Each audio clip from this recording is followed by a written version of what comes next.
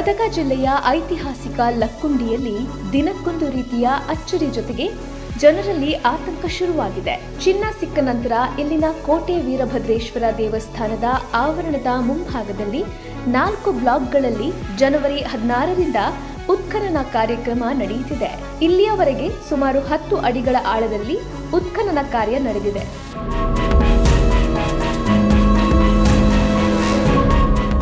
ಈ 12 ದಿನಗಳಲ್ಲಿ ಬಹುತೇಕ ಪ್ರತಿನಿತ್ಯ ಒಂದಲ್ಲ ಒಂದು ಪ್ರಾಚ್ಯಾವಶೇಷಗಳು ಪತ್ತೆಯಾಗ್ತಿದೆ. ಈ ಹಿಂದೆ ಅಪರೂಪದ ಕಲಾಕೃತಿಗಳು, ಪುಟ್ಟ ಶಿವಲಿಂಗ ಹಾಗೂ ನಾಗಮಣಿಯೊಂದಿಗೆ ಕೆತ್ತಿದ ನಾಗರ ಹಾವಿನ ಹೆಡೆಯ ಶಿಲಾಕೃತಿ ಪತ್ತೆಯಾಗಿದ್ವು. ಇದೀಗ 3 ಹೆಡೆಯ ಘಟಸರ್ಪದ ಶಿಲೆ ಪತ್ತೆಯಾಗಿದ್ದು ತೀವ್ರ ಕುತೂಹಲ ಕೆರಳಿಸಿದೆ.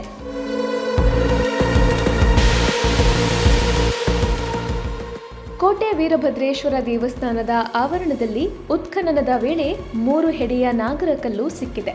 ಇನ್ನು ನಿಧಿ ಇರುವಲ್ಲಿ ನಾಗರ ಹಾವು ಇರುತ್ತೆ, ಹೀಗಾಗಿ ನಾಗರ ಮೂರ್ತಿ ಸಿಕ್ಕಿದೆ ಅಂತ ಕೆಲವರು ಅಭಿಪ್ರಾಯಪಟ್ಟಿದ್ದಾರೆ. ನಿಧಿ ಎಲ್ಲಿ ಇರುತ್ತೋ ಅಲ್ಲಿ ನಾಗರ ಕಲ್ಲು ಇರುತ್ತೆ ಅಂತ ಅನೇಕ ಮಂದಿ ಹೇಳಿದ್ದಾರೆ.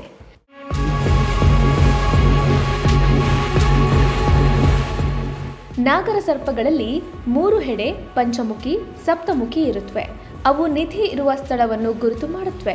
ಇದು ಲಕ್ಕುಂಡಿಯಲ್ಲಿ ಲಕ್ಷ್ಮೀ ವಾಸಸ್ಥಾನ ಸೂಚಿಸುತ್ತದೆ ಎಂದಿದ್ದಾರೆ. ಇಲ್ಲಿನ ಸಂಪತ್ತು ಘಟಸರ್ಪ ಕಾಯುತ್ತಿದೆ ಎಂಬುದು ಸ್ಥಳೀಯರ ನಂಬಿಕೆಯಾಗಿದೆ.